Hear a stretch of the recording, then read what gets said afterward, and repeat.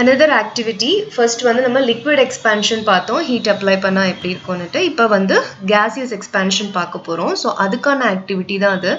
இதுக்கு வந்து நமக்கு ஒரு big bottle வேணும் glass bottle ஒரு balloon வேணும் thread candle and water வேணும்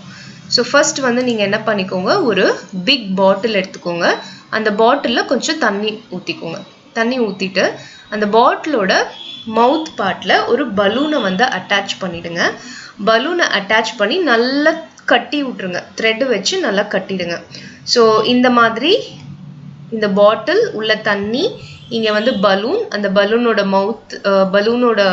அந்த மவுத்தை வந்து பாட்டிலோட மவுத்ல போட்டு நல்லா இறுக்கமா கட்டிடணும் ஸோ இந்த மாதிரி இருக்கு ஸோ இப்போ வந்து பார்த்தீங்கன்னா நீங்க என்ன பண்ணணும்னா இந்த பாட்டிலை வந்து ஹீட் பண்ணணும் ஸோ ஹீட் பண்ணும்போது தண்ணி சூடாக ஆரம்பிக்கும் தண்ணி சூடாகும் போது இப்படி இருந்த பலூன் இப்படி ஆகும் ஸோ ஏன் இப்படி ஆகுது என்ன ரீசன் அப்படின்னா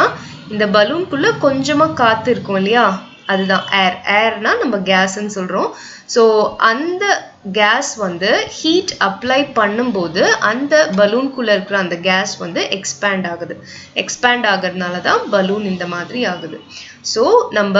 லிக்விட்லையும் கேஸ்லையும் சாலிட்லையும் இந்த மூணு மெட்டீரியல்லையுமே வந்து கேஸை வந்து அப்ளை பண்ணும்போது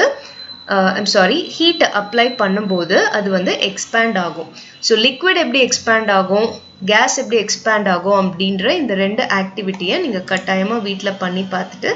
எனக்கு அதை ரெக்கார்ட் பண்ணி ஷேர் பண்ணுங்கள் ஸோ தேங்க்யூ சில்ட்ரன்